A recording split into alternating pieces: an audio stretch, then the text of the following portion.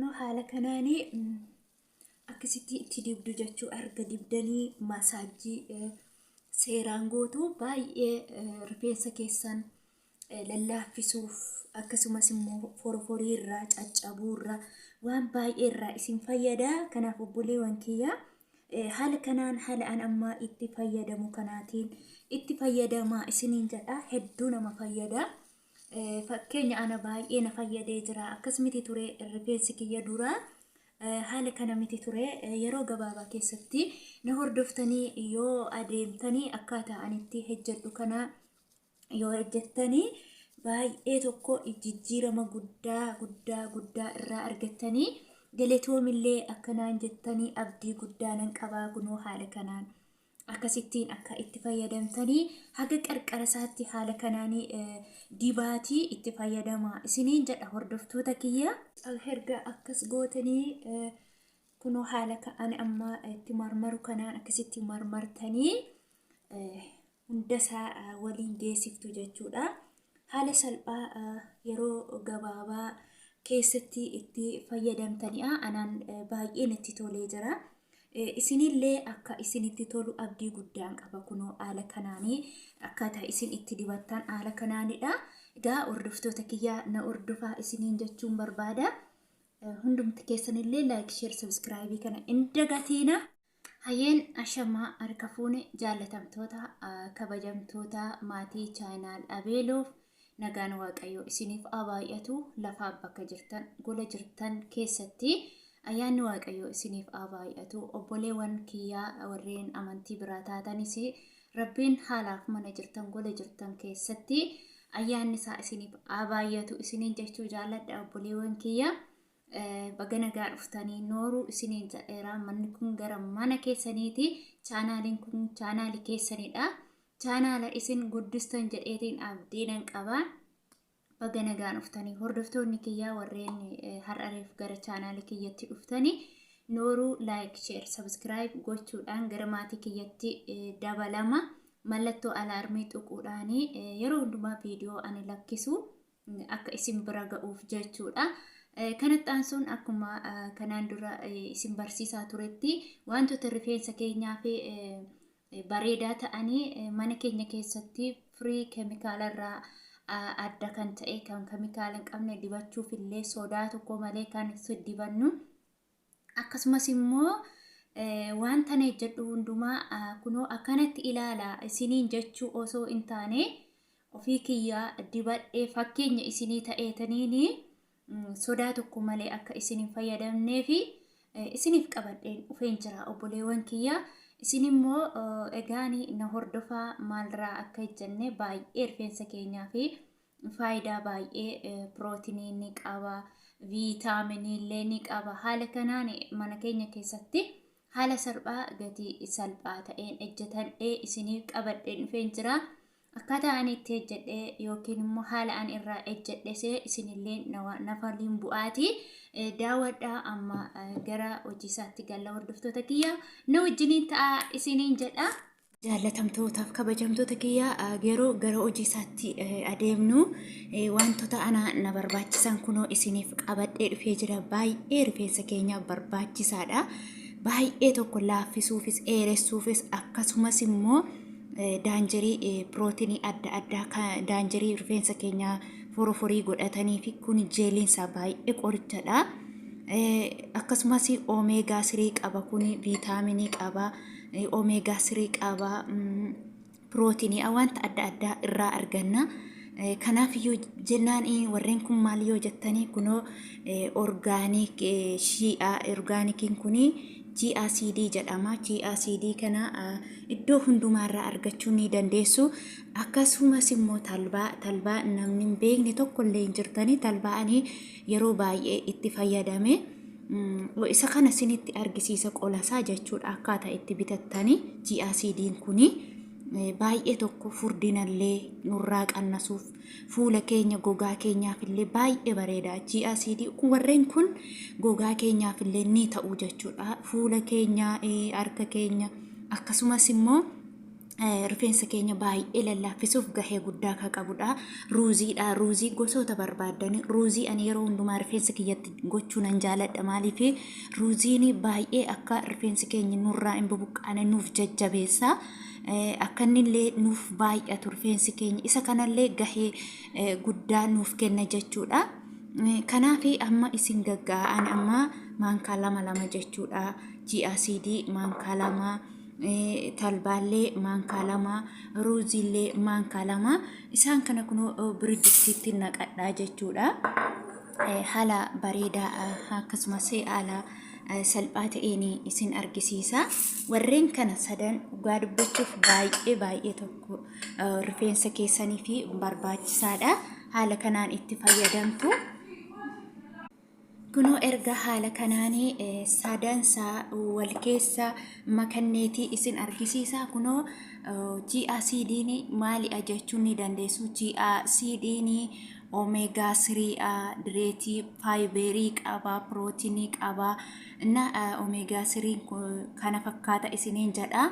Omega CD GACD'n kanadha. Bakkaalaa yookiin immoo suuqa kamirraallee argachuu dandeessu. Kana waan baay'eef isin fayyada. Yeroo as deebinu kunoo haala kanaan wal keessa magnee kaanee jeelii isaati kan nuti barbaannu waan ta'eef bishaan ho'ifadhee kaawwadhee jira. Kunoo haala kanaan bishaan haga nagaa jennee itti naqanna. Haala kanaan itti naqattu bishaanii jechuudha. Na hordofa. Kinoo elaa hordoftoota kiyya amma sadansaa akkanaan ibiddarra kaawwanne yookiin qabbanarra kaawwanne jechuudha. Haga jeeliitti nu jijjiiramutti nuti barbaannu jeelii isaati waan ta'eefu kunoo amma kana fakkaata. Nuti immoo kan barbaannu jeelii isaati.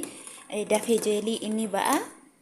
Haala kanaanii toshee amma inni danfee yeroo jeelii isaarra ga'u cufanna jechuudha. Haga dhumaatti na hordoftoota kiyya ibidda isaatti qannastanii haala kanaanii hanga inni seeraan bilchaate jeelii ta'utti toshitanii bilcheessuu qabdu. Maaliif sadansaarraallee wanta nuuf barbaachisu sana akka irraa fudhannuuf jechuudha. Kan nuyi barbaannu jeelii isaati umarrattis immoo zayita dabalamuu qaba. Zayitii sanallee isin argisiisa. Hanga seeraan kun bulchaatutti na hordofa. Haga dhuma isaattillee isin argisiisa jechuudha. Kunoo ammumayyuu jeelii ba'uu jalqabee baay'ee barbaachisaadha fuula keenyaafillee. Akkasumas bishaan isaa kana osoo dhuganiillee namoonni garmalee furdina qabdani GACD'n kun baay'ee yeroo gabaabaa iyyuu keessatti haala furdinaallee nurraa ittisuu danda'a. Isiniin jedhaa na hordofaa hanga dhumaatti jaallatamtoota kiyya. Like, share, subscribe immoo hin dagatiina. Hordoftoota kiyya kunoo haala kanaanii jeelii ta'ee jira. Baay'ee tokko bareedee jira. Egaanii kana nan calaladhaa. Wanta bareedaa ta'een fooxaa qulqulluutiin calalachuu dandeessu. Kunoo amma qodaa akka kana pilaastikiidha. Kana qabbaneessee jira. Kuni baay'ee qabbanaa'ee jira. Qabbaneeffamee jira. Yeroo qabbanaa'u kunoo haala kanaan jeelii ta'a. Egaanii qodaa akkas bareedaa qulqulluu ta'ee erga qopheeffadheeti fooxaa qabdan manuma keessaa fooxaa barbaadan haa ta'u yookiin immoo kaalsiillee haa ta'u. Kunoo haala kanaan akkasitti jechuudha. Itti naqadhee walumaan cuunfinee maarra akka ga'ellee isin argisiisa. Kunoo haala kanaan jeelii ta'a. Jeeliinsaa kunoo akkasittiinidha. Haala bareedaa ta'een jechuudha. Kan nuyi cuunfinu akkasittiin cuunfeetiin isin argisiisa. Harki kiyya tokko waan ta'e. Helaa hordoftoota kiyya maaliif harki kiyya waan moobaayilii qabadhee fi nama naa qabu. Kunoo haala kanaan akkasitti calalattanii kanammoo yoo barbaadan fuula keessanitti illee dibachuu ni dandeessu jechuudha. Amma erga akkasitti calaladhee waan ani zayitii ani itti dabaladhu kunoo kana zayitiin koo Afiyaa organic olive oiliidha. Hamma ana na barbaachisu jechuudha. Haganatti tolee itti naqadha. Ammaaf kanumaan barbaada jechuudha. Isin zayitii barbaadan itti naqachuu dandeessu. Kunoo ani zayituunii itti naqadhee jira haala kanaan. Kunoo akkasittiin ergaa wal keessa goonee toshineetii jechuudha. bakka diba'eellee isin argisiisa maaliif isinillee akka shakkii tokko malee itti fayyadamtan isiniin jedha kunoo kana fakkaata haala bareedaa qopheeffadhee jira walitti deebinaa innaa kana gatuu hin qabdanii itti fayyadamtuu qabdu baay'ee bareedaadha inni kun waan ta'eef ruuziin qobaasaallee inni kun qobaasaallee baay'ee bareedaadha haala kanaan itti fayyadamaa isiniin jedha obboleewwan kiyya na hordofa. Hordoftoota kiyyaa kunoo amma dibadheen akkaataa ani itti fayyadama yeroo hundumaa isiniin jedha. Egaa hordoftoota kiyyaa haala ani itti fayyadamuun wanta hundumaallee akka fayyadamtanii abdii guddaa ni qaba. Maaliif isin fayyada? In sodaatinaa jechuu barbaadeni. Sababa ani durseetiniin akka isin itti fayyadamtanii fi haala kanaan fayyadamee dursee isinitti argisiisu akka isinitti fayyadamtanii fi yeroo hundumaa rifeensa koo ani haala kanaanii akkasitti lamatti hiruun jaaladha. Akkasittiin lamatti hirtanii jechuudha. Haala kanaan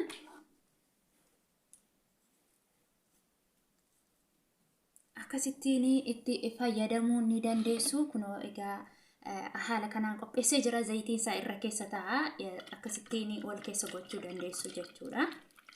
Zayitiin gadi keessa lixu maaliif jeelii waan ta'eef baay'ee waliin fudhatu.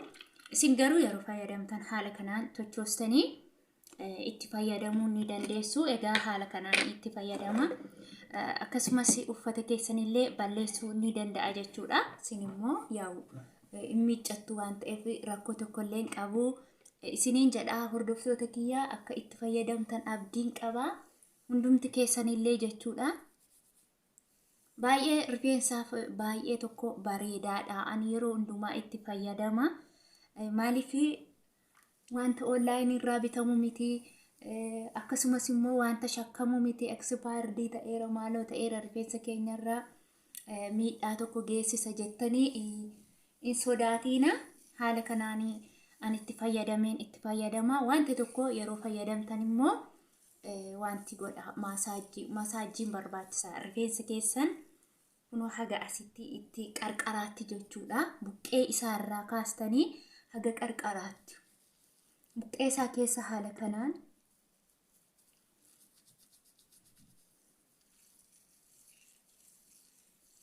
buqqee isaa akkasitti masaajii godhaa rifeensa keessan hiraa jechuudha. Haala kanaan kun akkasittiin hirtanii keessa isaa sirriitti wal nyaachisuu qabdu. Maaliif kan nuyi barbaannu faayidaa isaati waan ta'eef jechuudha. Shakkii tokkotti malee itti fayyadamaa. Dhugaa dubbachuuf wanta isin miidhu tokkollee isiniif sheerii hin godhu. Isin duratti dibadhee akka isin fayyadamtan itti barbaada jechuudha. Maaliif ani rifeensi kiyya akkas miti ture dura. Maaliif haala adda addaa jijjiirama qilleensaa haa ta'u maal akka ta'e hin beeku. Rifeensi kiyya foroforii baay'ee qaba ture. Akkasumas immoo baay'ee na jalaa caccabaa hin buqqaasii jechuudha. Baay'ee na shaggara na rakkisa ture jechuudha. Kanaaf garuu ani dhugaadhaa yuutuubii ilaalee rabbiin ishaa eebbisu waaqayyo ishaa eebbisu maskiin jedhan tokko Amaariffaa barsiifti. Afaan ishee yoo dhagahuu baadhellee waan isheen gootu san ilaalee godheetiin amma caccabuunillee akkasumas forforiinillee narraa badee jira. Galanni waaqayyoof haa ta'u. Hundi keessan akka kanatti fayyadamtanii warreen forforii isin rakkisu warreen rifeensi keessan immoo garmalee isin jalaa aphatee akkasumas immoo warreen rifeensi keessan caccabu baay'ee caccabu jechuudha. Itti fayyadamaa isiniin jedha. Haala kanaan kun akkasitti maasaajii godha. Baay'ee bareedaadha. Baay'ee tokko jechuudha. Ana baay'ee natti toleera. Dhugaa dubbachuuf anaan baay'ee natti tolee jira. Haala kanaan hunduma isaa akkaataa kanaatiin dibattuu yeroo dibattan jechuudha. Baay'ee isiniin dhibu. Kunoo amma haala kanaan jechuudha. Kunoo asiin haala kanaan dibadhee jira. Asiinillee akkasitti dibadheen jira. Hunduma isaallee akkaataa inni amma itti dibadhe kanaan dibattanii masaajii yeroo keessan amma viidiyoo waan hojjedhuuf daddafeetaniin diddibadha. Isin masaajii godha jechuudha. Isin garuu masaajii yeroo gootanii tolchitanii jechuudha. Tolchitanii masaajii bareechitanii yeroo keessan waan viidiyoon hin dheerannee fi kanaan immoo akkas godhu malee jechuudha. isin immoo yeroo itti fayyadamtan suuta ji'a qassi ji'a taa'aatii maaliif wanta hojjettan tokkorra faayidaa go'achuu qaba. Wanta tokko akkasumatti hin hojjetan akkasumatti ittiin dadhabamu waan ta'eef wanta itti dadhabdan kana haala kanaan suuta jettanii maasaajii erga gootanii isan booddee bakka erga akkasitiin itti dibdanii hunduma isaa jechuudha. Suuta jettanii bakka kunoo haala kanaan baay'ee dassi nama jedha dhugaadha.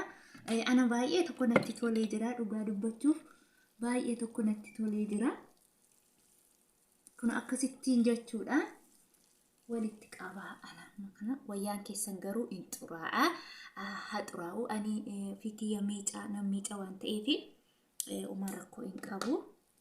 Isin immoo bakka akkas kilaasii keessanitti yeroo galtanii akti gootanii sa'aatii tokko kilaasii keessan keessa turtanii sa'aatii tokko qofa ofirra tursitanii jechuudha. Haala namummaa itti fayyadame kanaan sa'aatii tokko qofa ofirra tolchaatii sa'aatii tokko booddee ofirraa miiccadhaa isiniin jedha. Dhugaadha yoo bultanii yaaltanii maal jettinaan jettu irraa faayidaa guddaa kana argattu. Baay'ee tokko itti jijjiiramuu hin dandeessu obboleewwan kiyya. Akkasinis immoo irraa jijjiiramtanis immoo abdii guddaan qaba dhugaa dubbachuuf itti fayyadama. Hin shakkinaa jechuu barbaadeenii haala kanaanii uffata keessan ni balleessan ni beektu. Hundi keessanillee akkata uffata keessan balleessu nan beeka. Garuu maal gochuu qabdu kilaasii keessanitti yeroo galtan gochuu qabdu galgala gootanii haga teessanii immoo bilbila ilaaltanitti immoo sa'aatii tokko isinii ta'a. Sa'aatii tokko booddee saabunaa inni kun homaa tokko foolii hin qabu. Talbaanis foolii hin qabu. GACDnis foolii hin qabu. Zayituun immoo yaani ruuziin immoo maa tokko homaa jedhu amma kuni jechuudha. Haala kanaan peestaalii barbaadanitti peestaalii yoo itti gootan mooqee jedhayaan xiqqoo akka isinii fi lubu gochuu godha waan ta'eef kunoo haala kanaanii akkasittiin ittiin cuuftanii keessu jechuudha.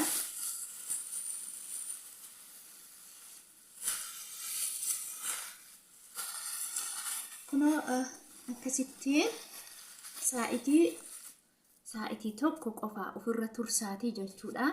Sa'aatii tokko booddee shaamboo isin titolu rifeensa keessan wajjin adeemu shaamboos haa ta'u saabunaa qaamaas haa ta'u yoo rifeensi keessan goggogaa ta'e saabunaa qaamaatiin yoo miiccattan bareedaa ta'a. Yoommoo rifeensi keessan qibaatii uumamaatiin baay'ee ta'e immoo lallaafaa ta'e immoo shaamboo isinitti tolu shaamboo adda addaatiin miiccachuu ni dandeessu. Guyyaa biraa immoo shaamboo anaan rifeensa kiyyaa natti tolee isinitti argisiisuu nan danda'a.